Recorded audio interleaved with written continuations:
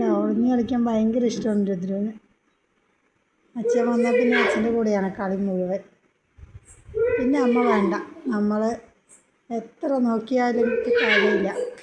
നോക്കിയാലും അച്ഛൻ വന്നാൽ പിന്നെ അമ്മ വേണ്ട മക്കൾക്ക്. എന്താ ഒളിഞ്ഞ് കളിക്കുകയാണ്, ഓടുകയാണ്. അവൻ ഒളിയാണ്.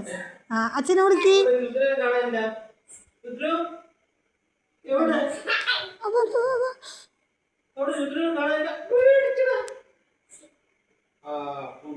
അവിടെ എന്തോ കണ്ടു. അതാ പുൽച്ചാടി വന്നു കേട്ടോ. അപ്പോൾ അച്ഛൻ്റെ അടുത്ത് കാണിച്ചു കൊടുത്താണ് പുൽച്ചാടിനെ തിരയാൻ പോകണം.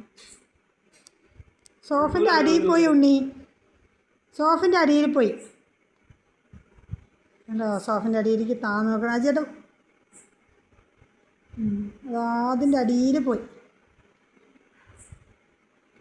കണ്ടോ താന്ന് നോക്കുകയാണ് കേട്ടോ പുൽച്ചാടിനെ.